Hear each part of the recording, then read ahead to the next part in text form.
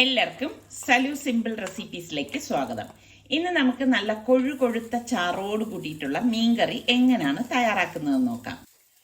അപ്പോൾ ഒരു മിക്സിയുടെ ജാറിലേക്ക് നമുക്ക് 4-5 ചുവന്നുള്ളിയും ഒരു 6-7 വെളുത്തുള്ളിയിലും 1 ടീസ്പൂൺ കുരുമുളകും 1/2 ടീസ്പൂൺ മഞ്ഞൾപ്പൊടിയും 2 ടീസ്പൂൺ മല്ലിപ്പൊടിയും 2 ടേബിൾ സ്പൂൺ കാശ്മീരി ചില്ലി പൗഡറും 1/2 ടീസ്പൂൺ വറുത്തുപൊടിച്ച ഉലുവാപ്പൊടിയും പാകത്തിനുള്ള ഉപ്പും ഒരു നല്ല പഴുത്ത തക്കാളിയും അതുപോലെ തന്നെ 1/4 കപ്പ് വെള്ളം ഒഴിച്ച് ഇത് നന്നായിട്ടൊന്ന് അടിച്ച് പേസ്റ്റ് പോലെ എടുക്കണം.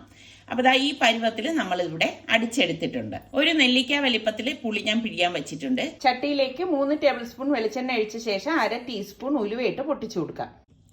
ഒരു കൈപ്പിടി കറിവേപ്പില, 7-8 ചുവന്നുള്ളി അരിഞ്ഞത്, ഒരു പച്ചമുളക്, ഒരു ചെറിയ പീസ് ഇഞ്ചി അരിഞ്ഞത്, ഒരു 3-4 വെളുത്തുള്ളി ഇതുപോലെ നീളത്തിൽ അരിഞ്ഞത്, ഇത്രയും കൂടിയിട്ട് നമുക്കിത് ചട്ടിയിലേക്ക് ഇട്ടിട്ട് നന്നായിട്ടൊന്ന് വഴറ്റി കൊടുക്കണം. ഒന്ന് വഴറ്റിയ ശേഷം ഇതിലേക്ക് പകുതി തക്കാളി ചെറുതായിട്ട് അരിഞ്ഞതും കൂടി ചേർത്തൊന്ന് ഇളക്കി കൊടുക്കാം. പകുതി തക്കാളി മാത്രം ഇപ്പം നമ്മൾ ചേർത്ത് കൊടുത്താൽ മതി. അപ്പോൾ ഇതുപോലെ ഒന്ന് ഇളക്കിയെടുത്ത ശേഷം നമുക്ക് ചട്ടി മൂടിയൊന്ന് ഇതൊന്ന് വേവിക്കാൻ വെക്കണം. 2 മിനിറ്റ് കഴിഞ്ഞ ശേഷം അടപ്പ് മാറ്റിയിട്ട് നമുക്ക് ഇതുപോലെ ഒന്ന് ഇളക്കി കൊടുക്കണം. അപ്പോൾ തക്കാളിയൊക്കെ ഉടഞ്ഞു വരുന്ന സമയത്ത് നമ്മൾ ഈ അടിച്ചു വെച്ചിരിക്കുന്ന മസാലക്കൂട്ടുണ്ടല്ലോ, അത് ഇതിലേക്ക് ഇട്ടിട്ട് നന്നായിട്ടൊന്ന് ഇളക്കി കൊടുക്കണം.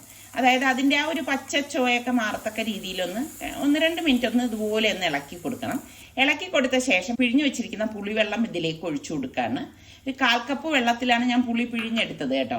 എന്നിട്ട് അതും കൂടിയിട്ട് നല്ലതുപോലെ ഇളക്കിയ ശേഷം ഞാൻ മിക്സിയുടെ ജാറിലേക്ക് കുറച്ച് വെള്ളം ഒഴിച്ചിട്ടുണ്ട്. ആ വെള്ളം കൂടി ഇതിലേക്ക് ഒഴിച്ച ശേഷം നമുക്ക് തിളച്ച വെള്ളം ഏകദേശം ഒരു 2.5 കപ്പോളം ഞാൻ ഒഴിച്ചു കൊടുക്കുകയാണ്. നിങ്ങളുടെ പാകത്തിന് നിങ്ങൾ ഒഴിച്ചു കൊടുത്താൽ മതി. അപ്പോൾ ഇതുപോലെ ഒന്ന് ഇളക്കിയെടുക്കണം. ഇളക്കി പാകത്തിനുള്ള ഉപ്പും പുളിയൊക്കെ ഉണ്ടോ നോക്കി അടച്ചു വെച്ച് തിളയ്ക്കാൻ വെക്കണം. തിള വരുന്ന ആ സമയത്ത് അടപ്പ് മാറ്റിയിട്ട് നമുക്ക് കുറച്ച് കറിവേപ്പില ഇതിലേക്ക് ഇട്ട് കൊടുക്കണം. ഇട്ട് കൊടുത്തിട്ട് നന്നായിട്ടൊന്ന് ഇളക്കണം. ഒന്നുകൂടി ഈ കറി ഒന്ന് ചെറുതായിട്ടൊന്ന് കുറുകണം, ഈ ചാറ് കേട്ടോ. അപ്പം ഞാൻ വീണ്ടും ഇത് അടച്ചു വെക്കുകയാണ്. 1 മിനിറ്റൊക്കെ മതിയാകും. അതിനുശേഷം അടപ്പ് മാറ്റുമ്പോഴത്തേക്ക് കറിക്കുണ്ടോ വ്യത്യാസം വന്നത്, ചെറുതായിട്ടൊന്ന് കുറുകി വരുന്ന ആ ഒരു പരുവം വരും. അപ്പം ഈ സമയത്താണ് നമ്മൾ കഴുകി വൃത്തിയാക്കി വെച്ചിരിക്കുന്നത്. ഇതൊരു 300 ഗ്രാമിൻ്റെ നെയ്മീനാണ്. ഞാൻ നെമ്മീൻ ഇട്ട് കൊടുക്കുകയാണ്. ഇപ്പം നിങ്ങളുടെ കയ്യിൽ ഏത് മീൻ വേണമെങ്കിലും നമുക്ക് ഇതിനായിട്ട് ഇടാം. നെമ്മീനിൽ ഉണ്ടാക്കുമ്പോൾ ഒരു പ്രത്യേക ടേസ്റ്റാണ് കേട്ടോ. അല്ലാതെ ഇന്ന മീൻ തന്നെ ഇടണം എന്നൊന്നുമില്ല. എന്നിട്ട് നമുക്ക് മൂടി വെച്ചൊന്ന് വേവിച്ചെടുക്കാം.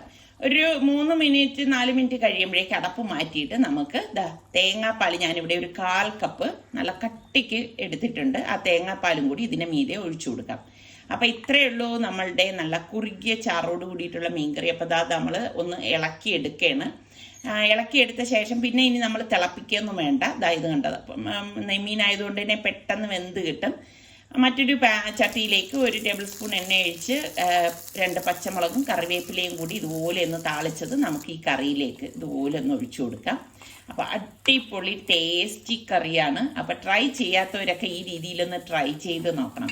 അതുപോലെ തന്നെ നമ്മളുടെ സലു സിമ്പിൾ റെസിപ്പീസ് സബ്സ്ക്രൈബ് ചെയ്യാതെ കാണുന്ന ആരെങ്കിലുമൊക്കെ ഉണ്ടെങ്കിൽ നിങ്ങൾക്ക് നമ്മളുടെ ചാനൽ ഇഷ്ടപ്പെട്ടാൽ സബ്സ്ക്രൈബ് ചെയ്യാനും അതിൻ്റെ ലിങ്ക് നിങ്ങളുടെ ഫ്രണ്ട്സിനൊക്കെ ഷെയർ ചെയ്യാനൊന്നും മറന്നു വരുതേ.